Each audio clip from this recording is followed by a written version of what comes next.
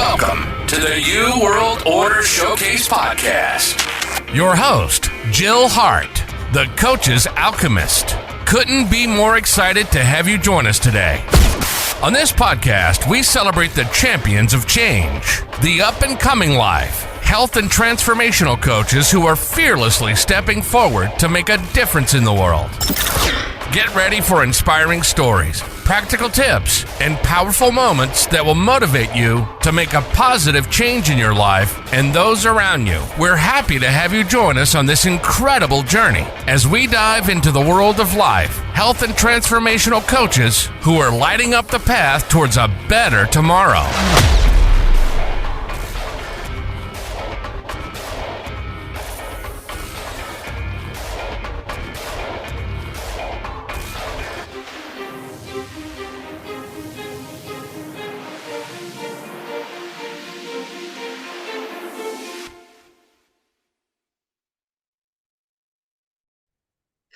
Hi, and welcome to the New World Order Showcase Podcast. Today we have with us Dalia Al Mahmood. She is deeply passionate about helping women thrive in their calling and boldly creating the changes they desire for the world. I love that because it so aligns with my mission, which is helping life, health, and transformational coaches be the change they want to see in the world. Welcome to the show, Dalia. It's so nice to have you here. Thank you for having me, Jill. I know you're calling from Kuwait, which is kind of cool. Yeah, it's just starting to cool down here. So it's been really nice weather right now. But lots of allergies. Lots of allergies in full bloom today for me. Well, I appreciate you coming on anyway and chatting with us about what you're doing. So tell us your story. How'd you get started? Why are you doing what you're doing?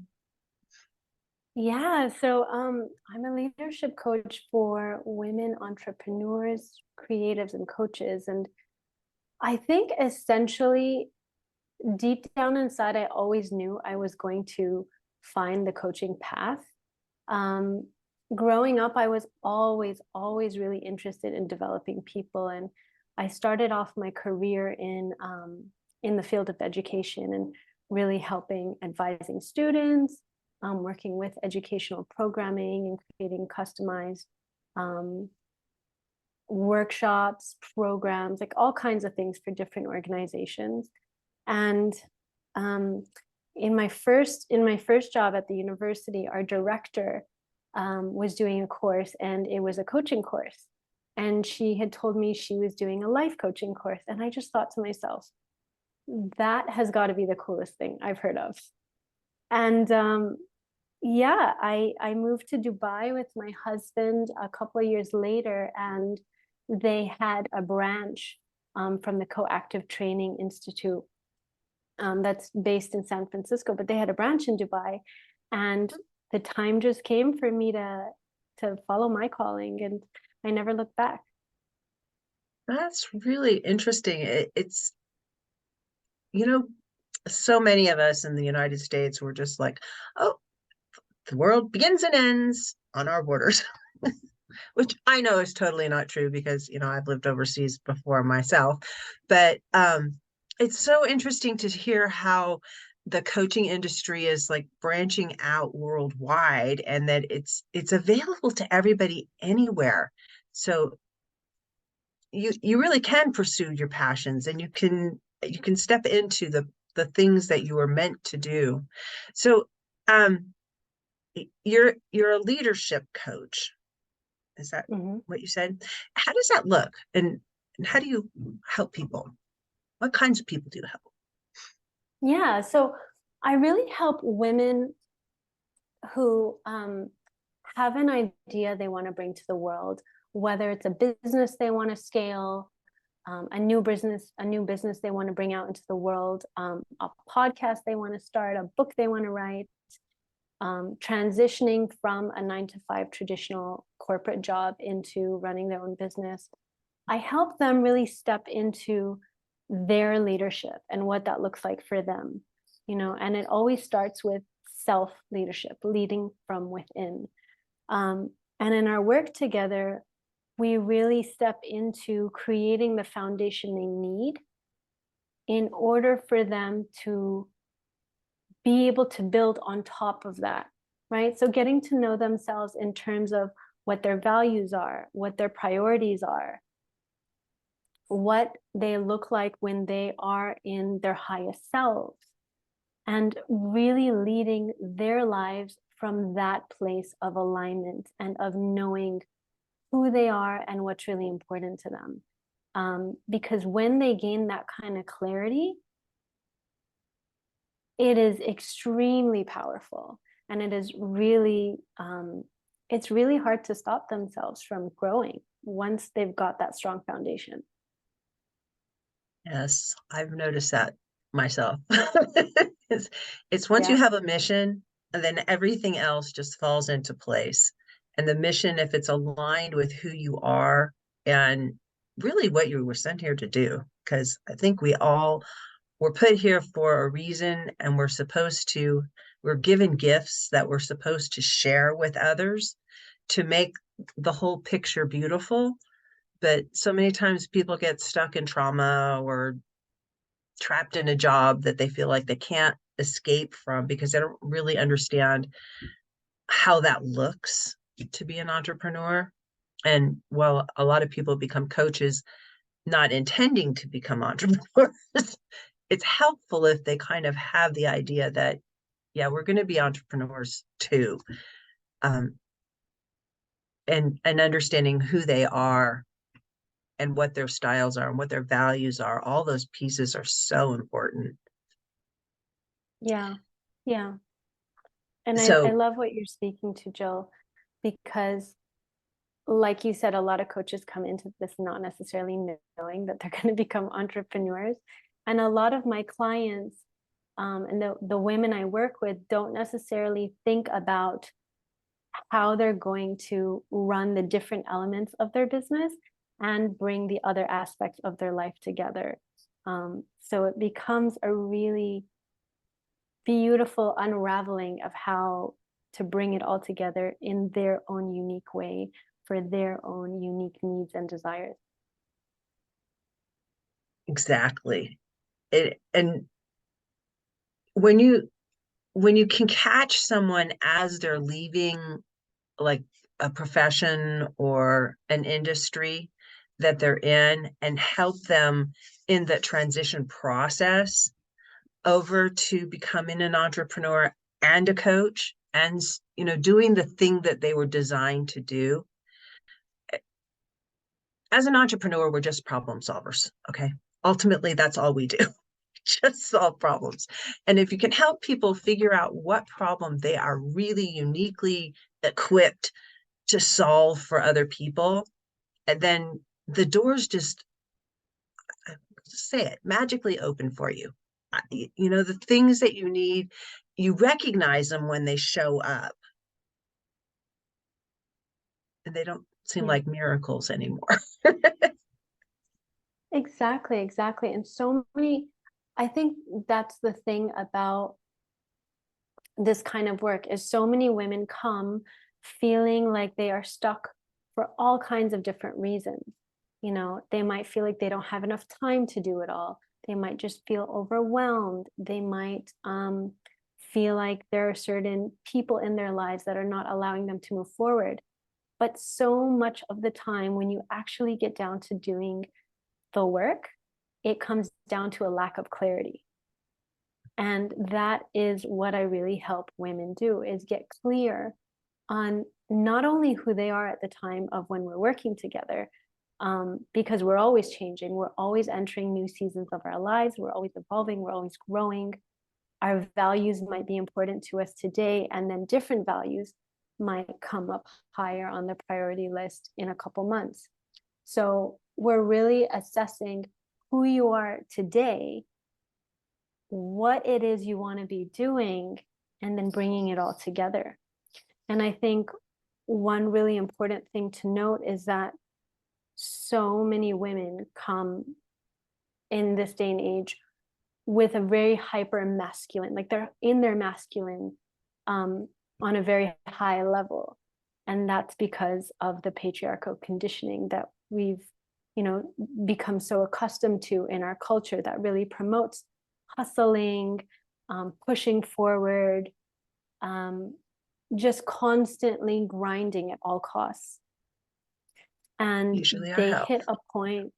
Yeah, exactly. They hit a point of overwhelm and eventually burnout, and that impacts their health, and then everything needs to stop. Right. So one of the biggest things I found that so many women in this particular industry as well need to work on and want to work on is really finding more of a balance between their feminine and masculine needs, right? Because we need the masculine structure and the processes to move forward. Like, that's important. But we also need the feminine of being connected to one of our most powerful gifts as women, which is our intuition. We need our creativity. We need that playfulness, right? We need the slow pace of things so that we can really assess what is important and really tune into our intuition, which will get us farther faster. So that is something that comes into the work a lot. I love that. I know that you have something that you help women with. It's called cycle living. And I think this kind of plays into what you're discussing right now with the masculine and feminine balance. I like to think of it more of like harmony between the two. And I'm so excited that this is really, really getting a lot of exposure in the world where women are realizing that we don't have to be women men. We don't have to play by the rules that men have established it as far as being entrepreneurs or being in business or um, even in the corporate world. Women just felt like they had to do things the way the guys did it. And guys have like a 12-hour cycle. And businesses are set up on men's cycles, not women's. Women have like a 28-day cycle. And what serves you better at one part of the month doesn't necessarily work for you later in the month. And I know that you just tell us about this. Yeah, I love the excitement there, and I get really excited about this too because I think it's quite life-changing. So I've called it cyclical living, and it's really based off of, there's a lot of women who are at the forefront of this work. Elisa Vitti, Kate Northrup does a lot of this work. And it's really about syncing your schedule with your feminine cycle, or if you don't experience a feminine cycle or a regular one, the cycles of the moon, right? Because there is a correlation between the cycles of the moon and our 28-day feminine cycle. They've got a similar time frame, and they move in and they've got similar seasons. So what this really comes down to is the fact that there is a peak time for us stepping into action, and there's a peak time for us being more social, for us starting projects, for us really putting ourselves out there. And then there's a peak time for turning inward and tuning into ourselves and kind of creating some quiet for ourselves and reflecting. And so cyclical living is really about following your feminine cycle, which dictates what season you are in, right? Whether if it's the follicular stage, your menstrual stage, the ovulation stage, there is a peak time for each of those things in those stages. And they follow similar rhythms to the seasons, like turning inward. Like your menstrual cycle is very much about turning inward, reflecting, and it's the winter time of the month, right? So it is really powerful when you learn to really sync your schedule with your feminine cycles, or like I said earlier, the cycles of the moon, because you can actually set up in your calendar, like physically, when is the best time for you to be creating your social content? When is the best time for you to be launching that new group coaching program? or that new business? When is the best time for you to kind of create a little more spaciousness in your calendar so that you're not juggling, the 50 things that you need to be juggling when you're actually not at peak energy. So it really defeats the purpose, and it really helps you prevent yourself from hitting a point of burnout. So it's quite phenomenal, actually. Yeah, I've I really became aware of this after menopause. But I remember when I was cycling, and it was just like, and I was working in, I have always been an entrepreneur, but I have worked in occupations and sales where you just have to keep going. You might not feel like it, but you got to keep grinding it out, because that's what we did in the 80s and 90s and early 2000s. You just hustled all the time. If you wanted to make money, you had to hustle.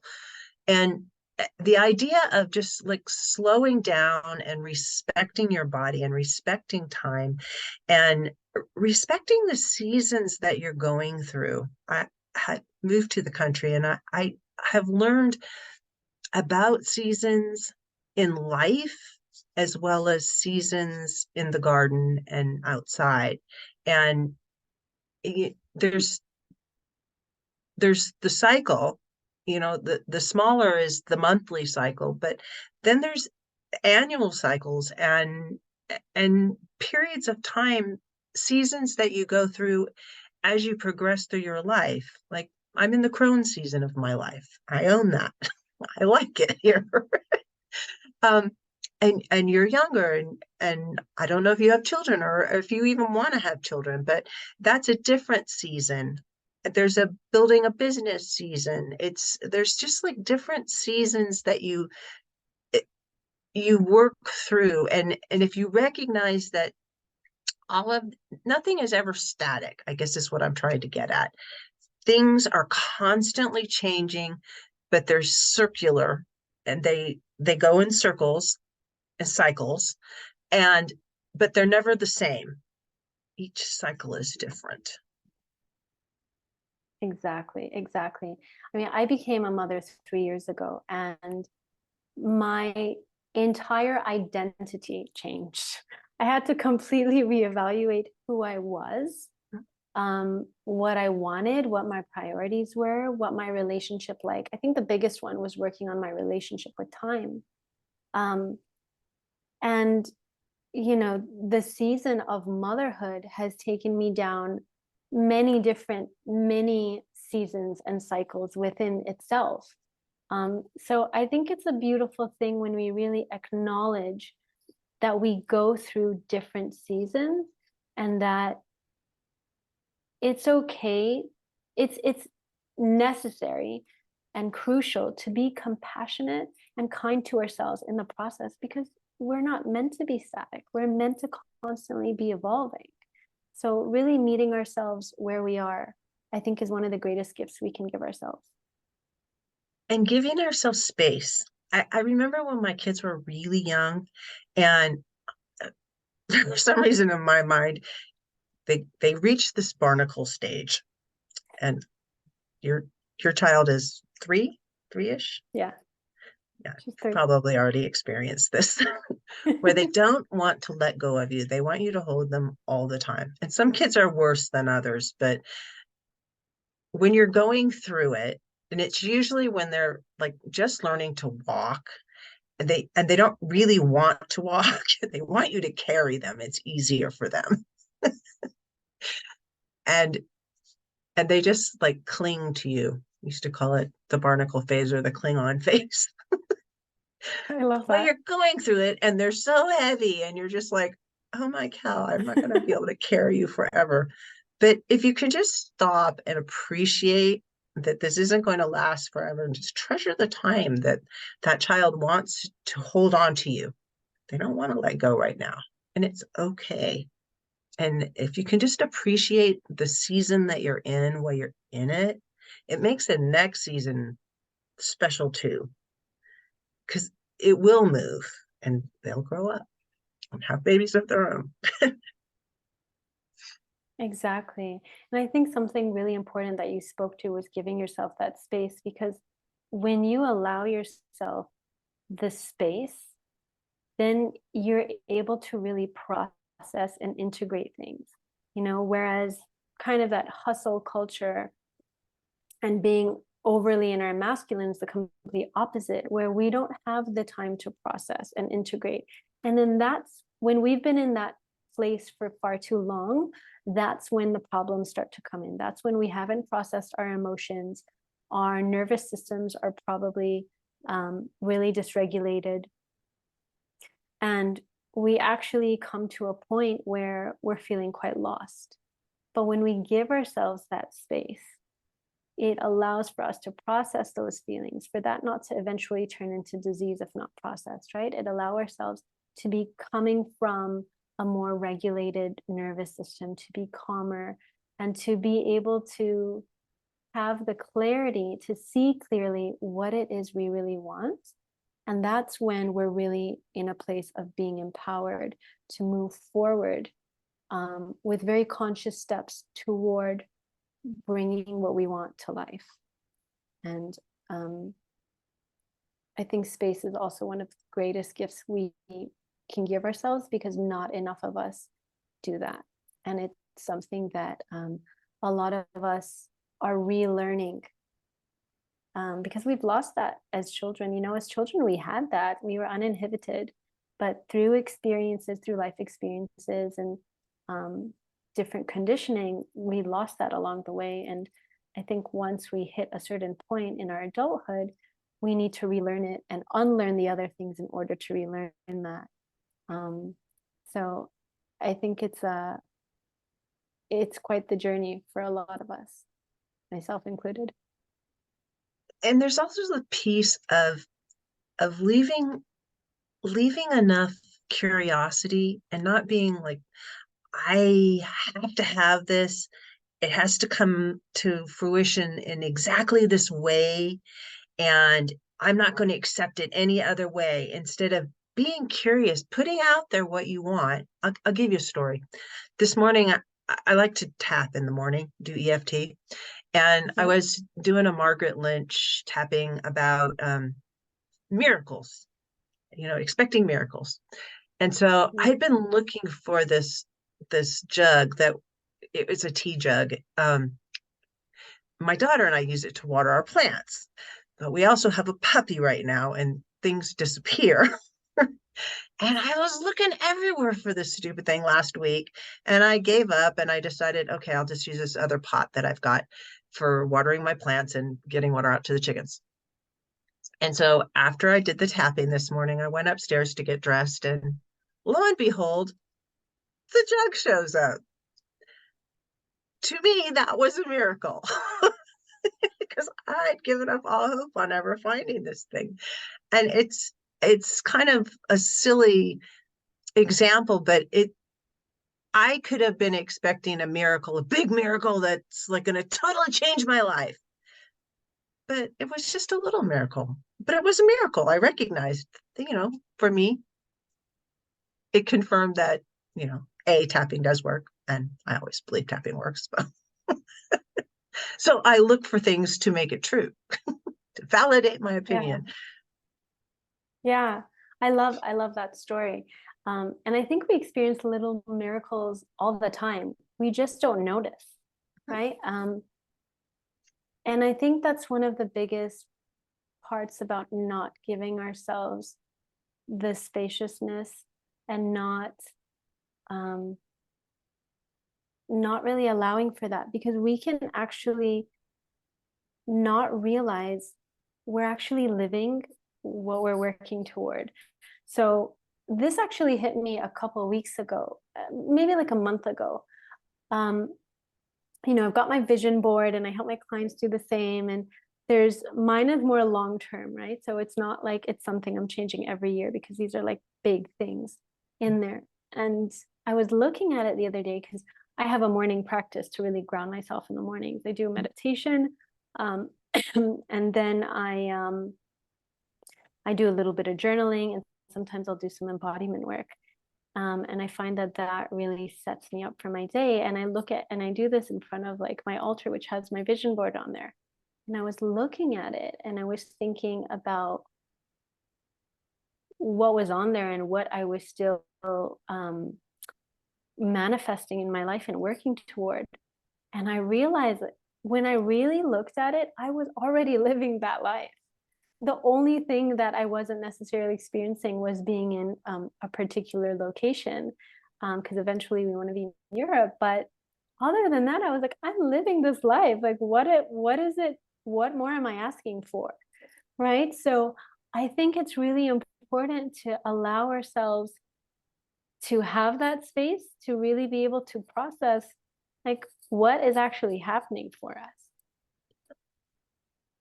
Yes, that is really an important piece of the process that I think gets missed by a lot of people when they're teaching about manifesting things. You have to be looking because stuff shows up and it's almost never really like in one fell swoop. It's little pieces that are like coming together to give you what you want because the universe always wants your highest and best good because you know it's in its best interest for you to be performing at your best and living your best life and watching it watching for it to come and not expecting it to come in a specific way but being able to recognize like looking at your vision board and saying yeah I did it. I've done that so many times in my life where I've written in my journal, this is what I want. This is exactly what I want the thing to look like. And, the more clear you are on the particulars of whatever you're trying to manifest, the more likely you are to get exactly what you want versus letting the universe fill in the blanks, as I like to say. But being open to letting the universe deliver it in the manner that it sees fit. Exactly. Holding an intention, but holding it loosely, allowing for the flexibility of it to come in whatever form it's meant to.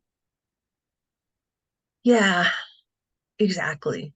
I have a story about this that one of my clients told me about this friend that he had who was manifesting.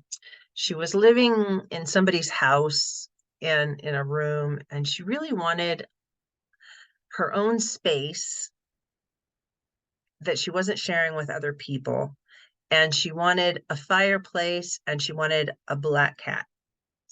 And so she put all these things out just like that. And then she went along for a while and then she realized that she was living in a room that was detached from a house. So she was living in her own space. There was a fireplace, but it didn't work. And there was a black cat statue on the front porch.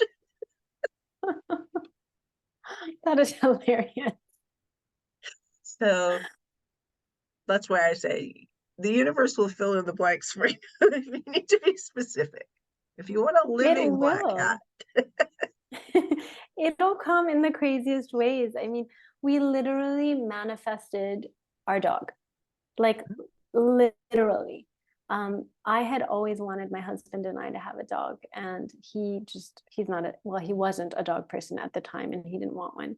And he made a joke because at the time we were living in Dubai in an apartment. And he made a joke, and he was like, "Okay, if we ever have a dog, it's gonna be a Chihuahua because it'll need to be really small because we're in in an apartment." And I said, "Fine, but we need to have two." And I'm from Kuwait, and we were visiting here.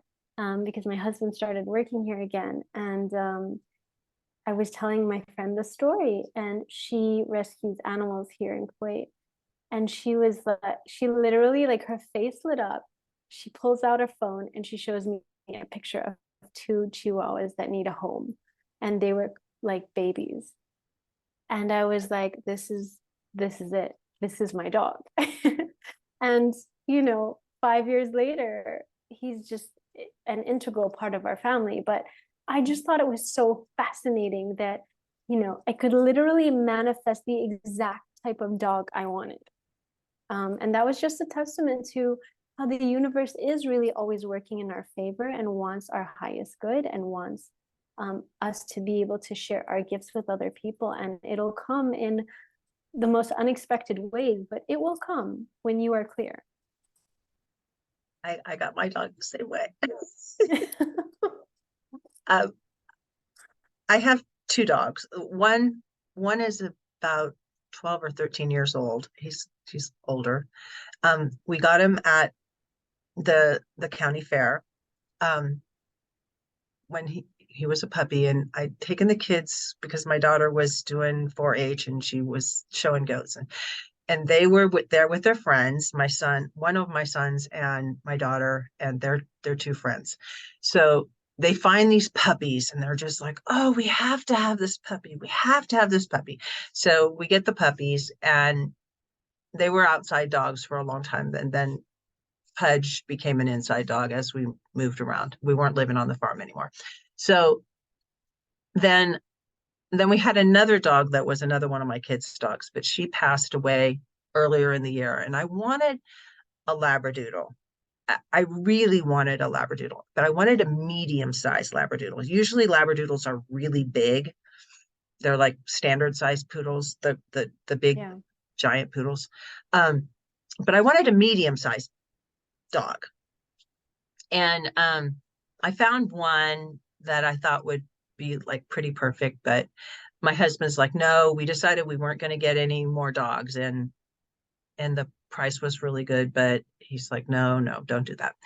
And so I kept thinking, I just want this black curly haired Labrador. This is what it's medium size, not big.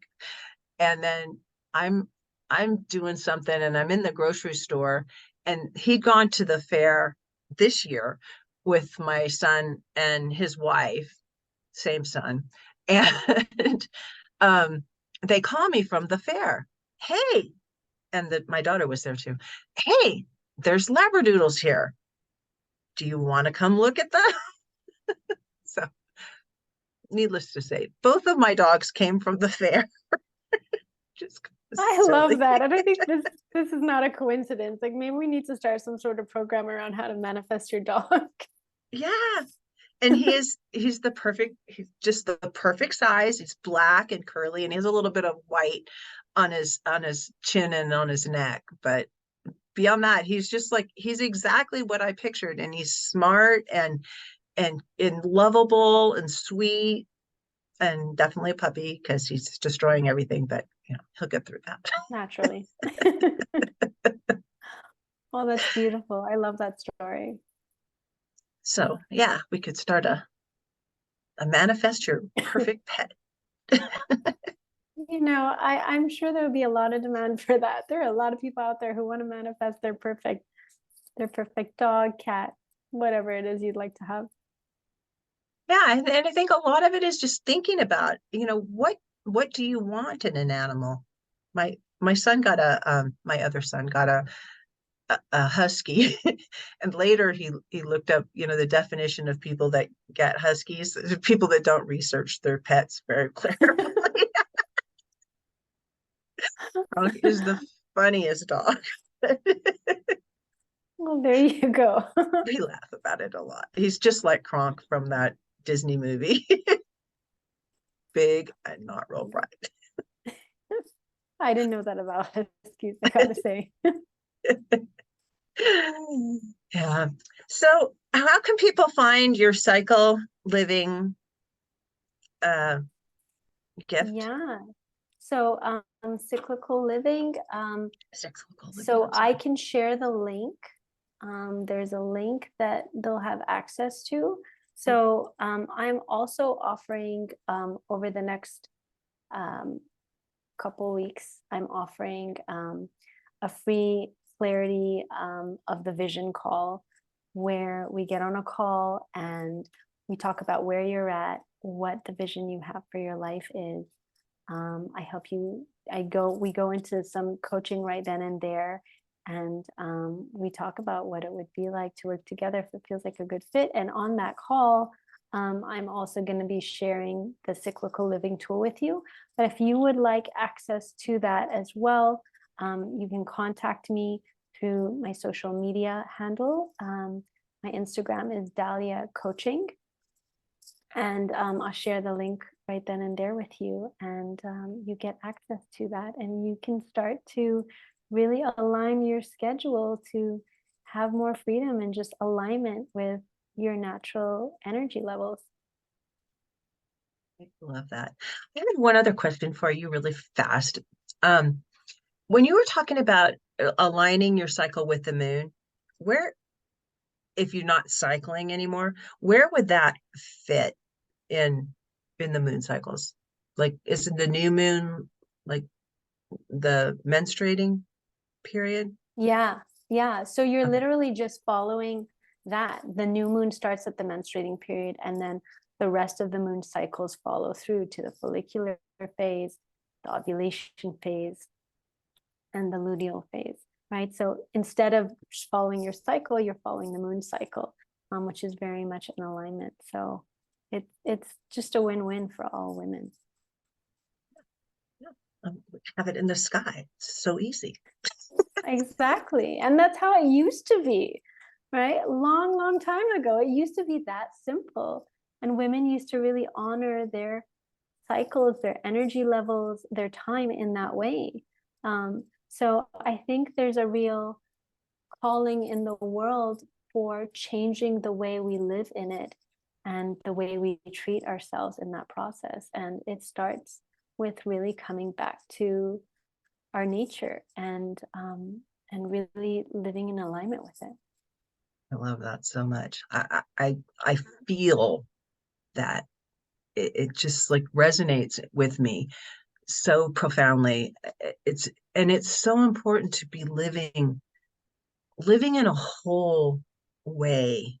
And this really does allow people to live in a whole way rather than, chop, this is the time I go to work, and this is the time I do this, and this is the time I do that. It's not living, it's existing.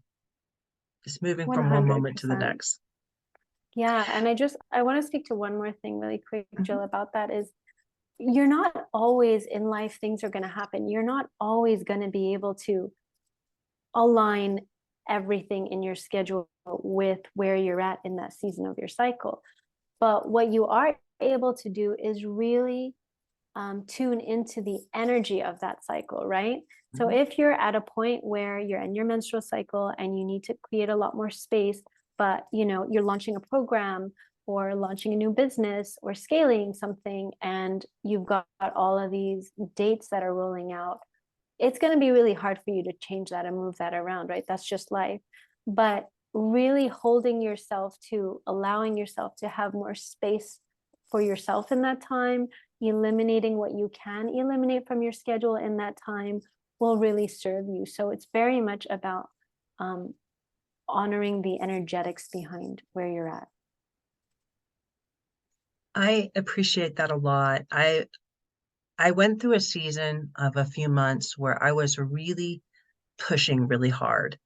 And I realized that this was not serving me, and it wasn't meeting it wasn't really meeting any of my needs. And I was just trying to accomplish something, but I didn't have to be working that hard. It's like I missed the whole summer because I was just so focused on doing this. Getting this podcast going is really what it was. And I was doing a lot of episodes every single day, except on the weekends. But then I would have to, there's a lot of work that goes behind actually putting the episodes out. And I was doing all that myself. And it was just like, I was burning out. It's the way to burn out when you don't respect the space that you need as a human being and as a woman to allow yourself to work at your own pace and not put artificial goals or boundaries or challenges to yourself out there. It can all get done, but it doesn't have to all get done right this minute. If you just step back. And I did that the last couple of weeks. I've shifted my schedule around. I've slowed way down, and I'm back to, I love doing this now. I was getting to the point where I was like, no, I don't want Monday to come because I don't want to talk to anybody right now.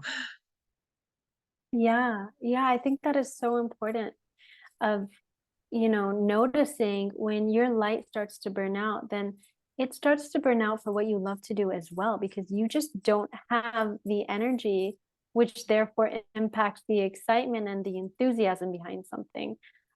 So really listening to your needs and honoring your unique rhythms is really, really crucial. So I love that you actually stepped into that place for yourself. Thank you. I like it too. It feels so much better.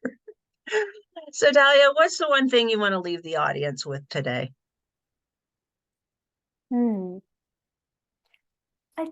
I think what I love to leave everyone with is the fact that coaching is not just for when you're struggling. A lot of people, I think, have that misconception that coaching, you start coaching or therapy simply when you're struggling, but coaching is also about going from good to great.